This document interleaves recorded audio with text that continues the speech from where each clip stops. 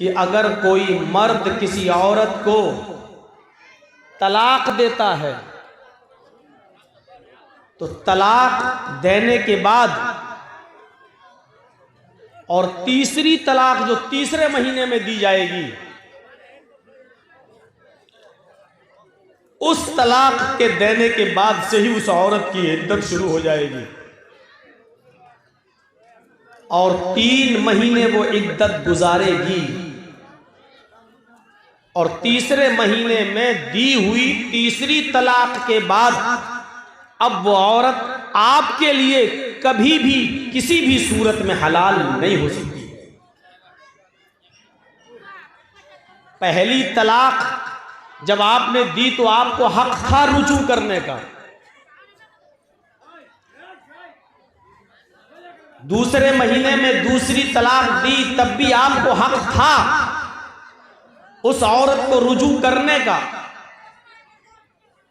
लेकिन जहां आप तीसरे महीने में तीसरी तलाक देंगे तो तीसरी तलाक जैसे ही आपके मुंह से निकलेगी उसके बाद फिर वो औरत जो आपकी बीवी थी तीसरी तलाक के बाद बिल्कुल लिया मुकम्मल तौर पर कंप्लीटली आपके लिए हराम हो जाएगी और वहीं से उस औरत की इद्दत शुरू हो जाएगी। 3 महीने की वो इद्दत गुजारेगी और 3 महीने की इद्दत गुजारने के बाद फिर वो जहां शादी करना चाहे कर सकती है, लेकिन 3 महीने से पहले नहीं। ये बाउंडेशन क्यों लगाई गई है? ताकि पहले शौहर का जिसने तलाक दी है उसका हमल कहीं इसके पेट में रुका हुआ ना हो, ऐसा ना हो कि ये किसी और से शादी कर ले और वो शौहर भी इससे जिस्मानी ताल्लुकात कायम कर ले और जब बच्चा पैदा हो तो तलाक दी हुई तलाक देने वाले आदमी और उसके घर वाले ये कहें कि ये बच्चा तो मेरा था और जिसने उससे निकाह किया है वो ये कहे कि ये बच्चा मेरा था। इस झगड़े को भी खत्म कर दिया और 3 महीने की इद्दत औरत को गुजारने का हुक्म इसलिए दिया ताकि हमल का पता चल जाए कि तलाक देने वाले आदमी का कोई हमल तो इसके पेट में नहीं होगा। इतनी बाउंडेशन लगाई। शौहर अगर इंतकाल कर गया, मर गया, तब उसकी बीवी को ऐसी कंडीशन में भी इद्दत गुजारना पड़ेगी और वो इद्दत होगी 4 महीना 10 दिन। मगरिब की अजान से पहले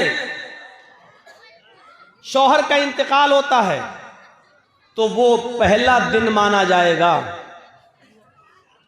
मगरिब की अजान के बाद किसी का इंतकाल होता है तो दूसरा दिन जब सुबह शुरू होगा तो वो पहला दिन माना जाएगा।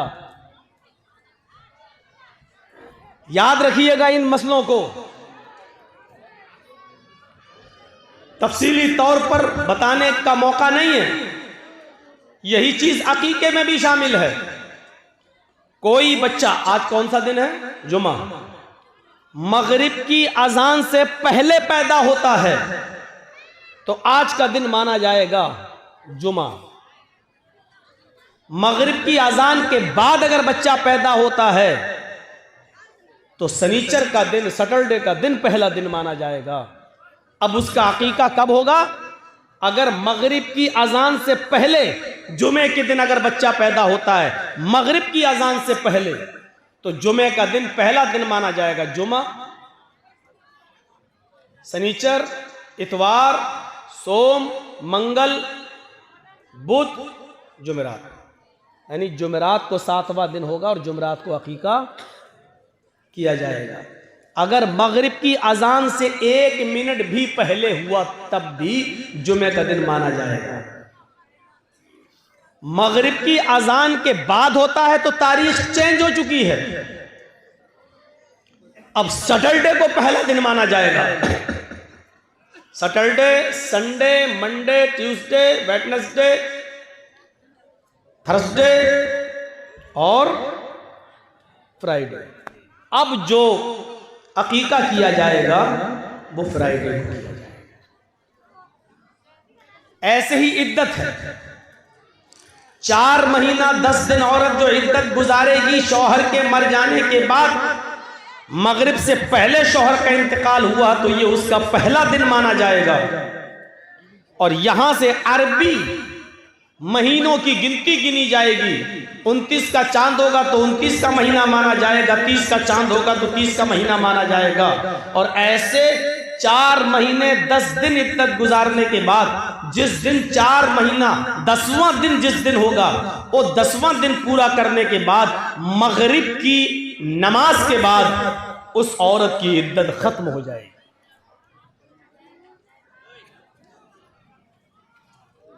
औरत की इद्दत भी इतनी सख्त नहीं है जितनी आज हम लोगों ने बना दी है।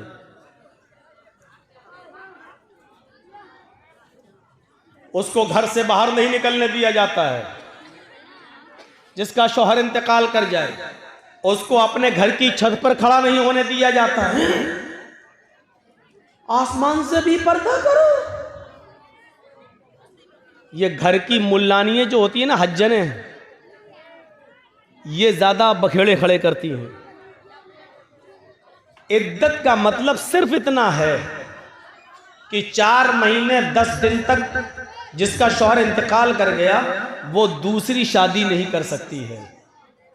इद्दत का मतलब सिर्फ इतना है कि वो 4 महीने 10 दिन तक अपने घर में भी मेकअप नहीं कर सकती है। वो 4 महीने 10 दिन तक कोई नया कपड़ा नहीं पहन सकती है। वो 4 महीने 10 दिन तक अगर इन्हीं दिनों में अगर ईद का या बकरा ईद का दिन आ जाए तब भी वो घर के धुले हुए कपड़े पहन ले, लेकिन वो नए कपड़े न पहने, क्योंकि अभी वो इद्दत में है। इतना है इद्दत का मतलब। बीमार है, डॉक्टर के यहां जा सकती है, इलाज के लिए जा सकती है। उसके घर में कोई आदमी, उसका भाई या बाप बीमार हो जाए तो वो अपने ससुराल से, शौहर के घर से अपने मायके में भी जा सकती है, अपने बाप को देखने, अपने भाई को देखने, अपनी बहन को देखने वो जा सकती है। पर्दा जिन लोगों से अब है उस वक्त भी रहेगा। इसके अलावा इद्दत की और कोई मखसूस हैसियत नहीं है कि हम उसको घर की 4 दीवारी में ऐसे कैद कर दें, ऐसे कैद कर दें कि उसको घर के दरवाजे के बाहर तक ना जाने दें। नहीं, तुम इद्दत के अंदर हो। ये औरत के ऊपर जुल्म है, जुल्म है। 4 महीने 10 दिन की इद्दत यहां गुजारेगी। क्यों? 4 महीने 10 दिन के बाद दूसरी शादी करेगी। उसकी वजह क्या है? ताकि उसके पेट में पहले शौहर का अगर हमल होगा तो पता चल जाएगा, और दूसरी शादी अगर कर भी लेती है तो दूसरा शौहर 4 महीने 10 दिन के बाद तो जो बच्चा पैदा होगा वो दूसरे शौहर का माना जाएगा।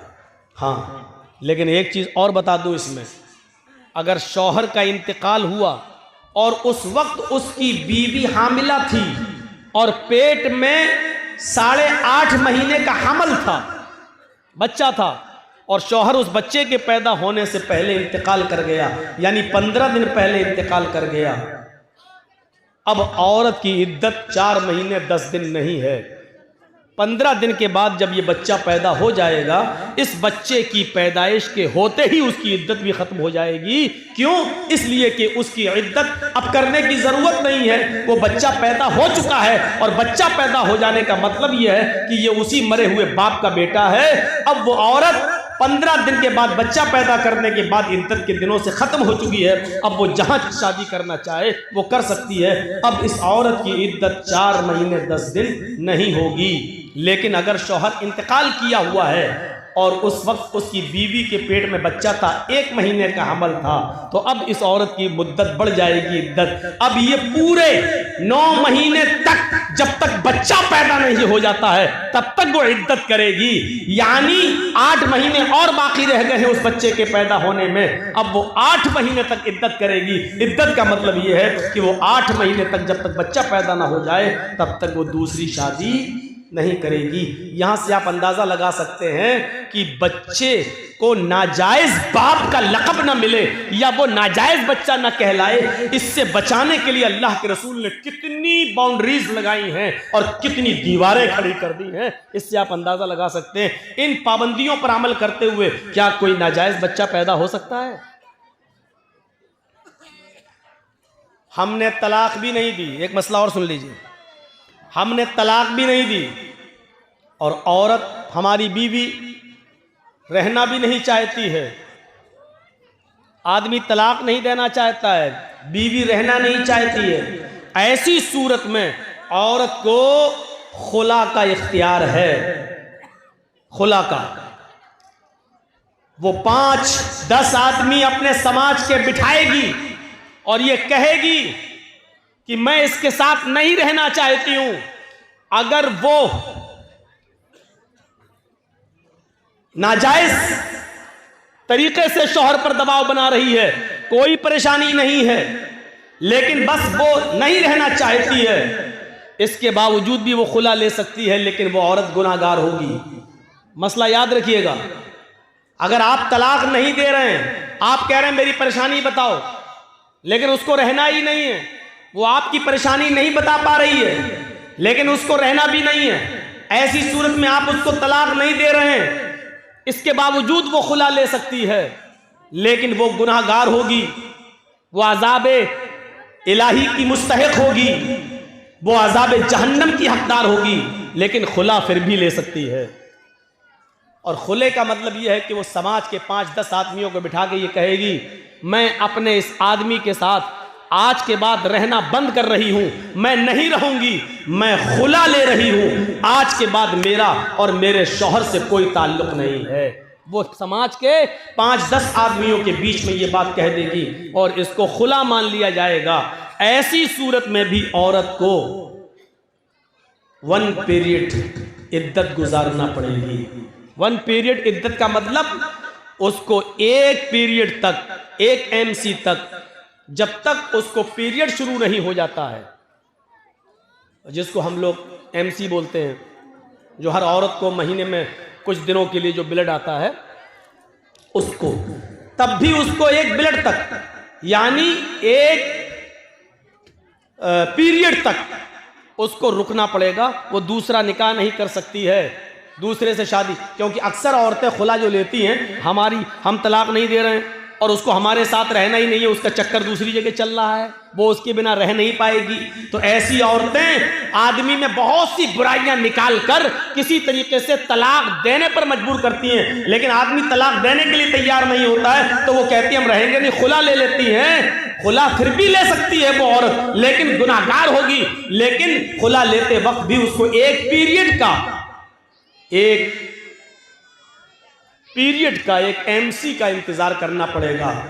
जैसे ही उसको MC होगी, पीरियड शुरू होगा, पीरियड खत्म होने के बाद फिर वो शादी कर सकती है। अगर गलत तरीके से खुला लिया है तो अज़ाब इलाही की मुस्तहिक होगी, और जायज़ तरीके से खुला लिया है तो वो सवाब की मुस्तहिक होगी, क्योंकि शौहर शराबी है, नहीं रहना चाहती है, शौहर जुआरी है, नहीं रहना चाहती है, उसने बहुत समझाया, नहीं मानता है, कुछ कमाता नहीं है, बीवी को खर्चा नहीं देता है, बच्चों का ख्याल नहीं रखता है, समझा समझा के परेशान हो गए हैं सब लोग, समाज और सोसाइटी सब परेशान हो गई है। ऐसी सूरत में अगर वो खुला ले रही है और आदमी तलाक नहीं दे रहा है, तो इस औरत का खुला नाजायज नहीं माना जाएगा, बल्कि जायज माना जाएगा। यहां तक कि अगर किसी का शौहर बेनमाजी है, खूब खिलाता है, खूब पिलाता है, हर चीज का ख्याल रखता है अपनी बीवी का, लेकिन शौहर बेनमाजी है, बीवी कह कह के थक गई नमाज पढ़ो, लेकिन शौहर नमाज नहीं पढ़ता, ऐसी सूरत में भी उसकी बीवी खुला ले सकती है, क्योंकि बेनमाजी शौहर के साथ नमाज पढ़ने वाली औरत का रहना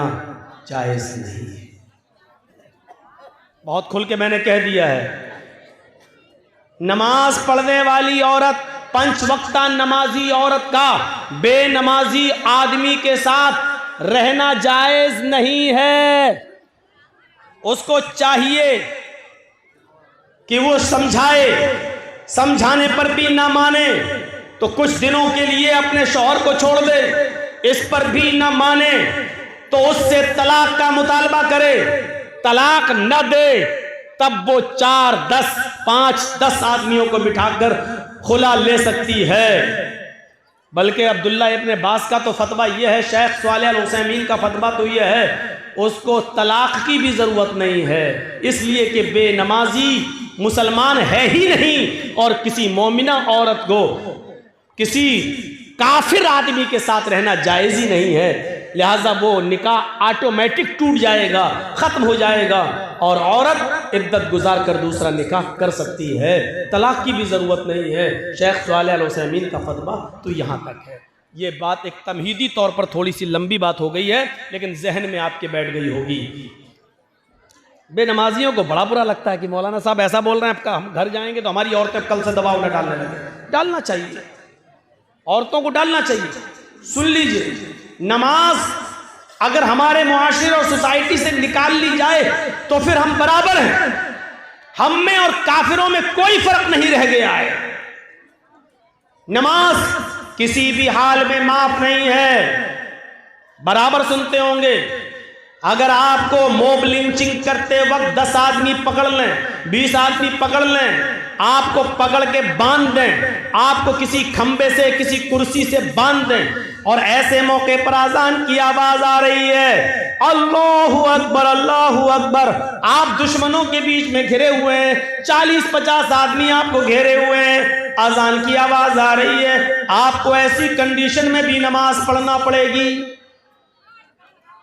सोच रहे हैं आप, ऐसी कंडीशन में नमाज कैसे पढ़ेंगे? आपके हाथ पैर बंधे हुए हैं, कोड़ों पे कोड़े मारे जा रहे हैं, लाठी डंडे बरसाए जा रहे हैं, अजान की आवाज आ रही है, आप कैसे पढ़ेंगे नमाज? आप उनसे कहेंगे कि भाई मुझे वुजू के लिए पानी लाकर दे दो, मैं नमाज पढ़ूंगा। वो वुजू के लिए पानी नहीं देंगे। जो आदमी आपको इस्लाम दुश्मनी में मार रहा है वो आपको पानी लाकर दे देगा? जो आदमी आपकी के नमाजी होने की वजह से ही आपका मर्डर कर रहा है वो आपको पानी लाकर देगा? लेकिन आप पानी मांगेंगे,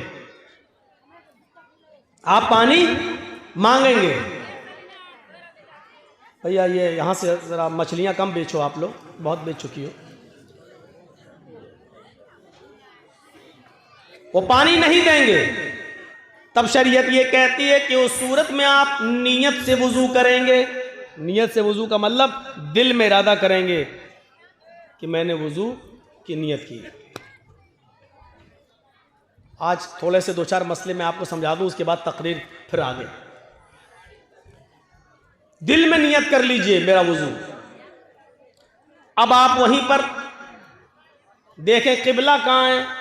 अगर किबले की तरफ आपका चेहरा है तो ठीक, और नहीं है तो जिस तरफ भी आपका चेहरा है उसी तरफ आप नियत कर लीजिए कि अगर मेरा चेहरा किबले की तरफ होता तो मैं किबले की तरफ रुक करके नमाज पढ़ता, लेकिन मेरा चेहरा किबले की तरफ नहीं है। बहरहाल अल्लाह तो हर तरफ है, हर तरफ, हर जगह नहीं, तरफ जगह में फ़र्क है। हम अल्लाह को हर जगह नहीं मानते हैं और मानना भी नहीं चाहिए, ये कुफ्र है। अल्लाह हर जगह नहीं है, अल्लाह का इल्म हर जगह है। अल्लाह अपने वजूद के एतबार से हर जगह नहीं है, अल्लाह अपने इल्म के एतबार से हर जगह है। लेकिन जवाब क्या, अल्लाह कहां है? तुम मस्तवा अलल अर्श, अल्लाह अर्श पर है। अल्लाह स्टेज पे नहीं है, अल्लाह आपके घर में नहीं है। लोग बहुत सारे अल्लाह तो हर जगह है, अल्लाह तो हर जगह है। नालियों के अंदर भी अल्लाह है, तुम्हारे बाथरूम में भी अल्लाह है। नहीं, अल्लाह अर्श पर है लेकिन उसका इल्म हर जगह है। वो नालियों में नहीं है लेकिन नालियों में कितने कीड़े हैं वो जानता है। समंदर में अल्लाह नहीं है लेकिन समंदर में कितनी मछलियां हैं ये अल्लाह को मालूम है, और कितनी मछलियों के पेट में अंडा है ये अल्लाह जानता है। अल्लाह इस दरख्त के ऊपर, पेड़ के ऊपर नहीं है, लेकिन इस पेड़ पर कितने पत्ते हैं ये अल्लाह जानता है। अल्लाह माँ के पेट के अंदर नहीं है, लेकिन माँ के पेट के अंदर लड़का है या लड़की अल्लाह जानता है। तो अल्लाह का इल्म हर जगह है, अल्लाह हर जगह नहीं है। ये अकीदा याद रखिएगा। गांधी जी के 3 बंदरों, उतरो, चलो जाओ।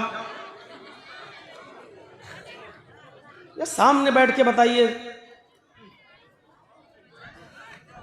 पता लगाओ तो ये दिन में पैदा हुए थे कि रात में पैदा हुए?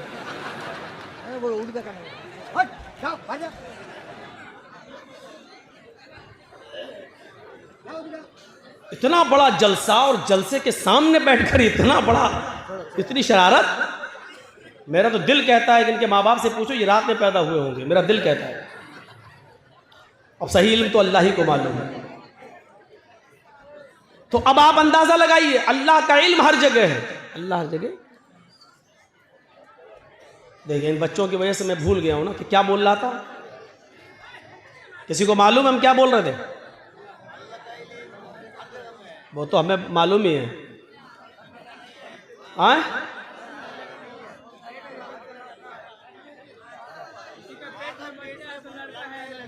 ये तो हम कहां से हम आगे निकले थे ये बताइए।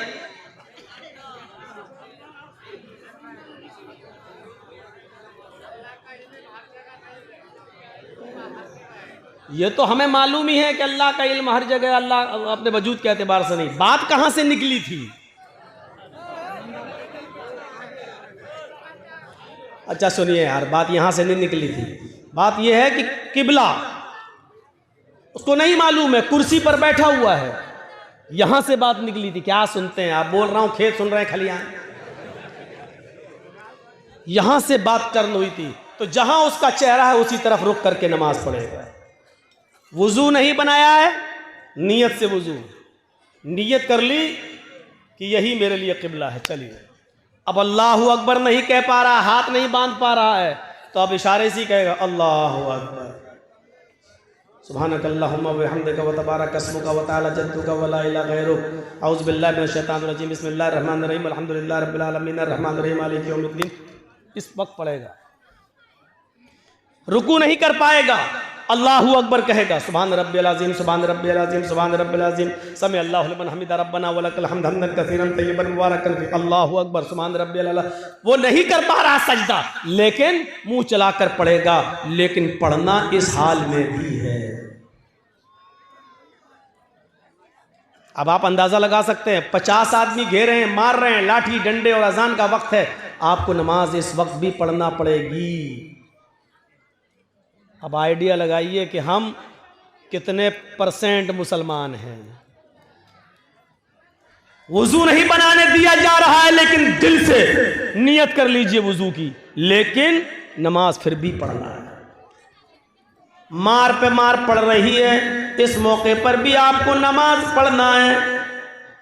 जब नमाज इस कंडीशन में माफ नहीं है, तो मेरे प्यारे साथियों, मौलाना जर्जीस की तक़रीर सुनकर 12 बजे और 1 बजे अपने बिस्तर पर जाकर फजर की नमाज में इसलिए नहीं उठ पाना कि रात में जलसे में हम देर से आए थे, इसलिए फजर में हमारी आंख नहीं खुली। उन लोगों के लिए फजर में सोते रहना कैसे जायज हो जाएगा? मौलवी जर्जीस का जलसा आपके ऊपर फजर की नमाज में सोते रहने की इजाजत आपको कैसे दे सकता है? सोचिए। जिनको होटल खोलना होती है वो फजर की नमाज से पहले होटल खोल लेते हैं, क्योंकि नमाज पढ़ने वाले बहुत से लोग बीड़ी की तरह नशेबाज होते हैं, उनको नमाज पढ़ते ही चाय चाहिए। अगर आपको अपनी जिम्मेदारी का एहसास हो जाए, आपको अपनी जिम्मेदारी का एहसास हो जाए, तो यकीन मानिए कि आप सो नहीं सकते। आप अपने वक्त पर उठेंगे, आप अपने वक्त पर जागेंगे, लेकिन उसी में आपको दिल हमें हर वक्त लगाए रहना पड़ेगा। नमाज करना, हर वक्त नमाज में। जरा गौर कीजिए, एक आदमी भूखा था और उसी से किसी ने सवाल कर लिया कि 2 + 2 कितना होता है, 2 कितना होता है? उसने कह दिया 4 रोटी। यहां तो रोटी के बारे में पूछा नहीं गया, वो 4 माइक भी तो कह सकता था, वो 4 आदमी भी तो कह सकता था, वो 4 पेन, 4 कॉपी, कुछ भी कह सकता था। लेकिन चूंकि वो भूखा था, उसके दिमाग में रोटी और खाना ही उसके दिमाग पर चढ़ा हुआ था। उससे तो सिर्फ ये पूछा गया कि 2 कितना होता है। उसने कह दिया 4 रोटी। क्यों?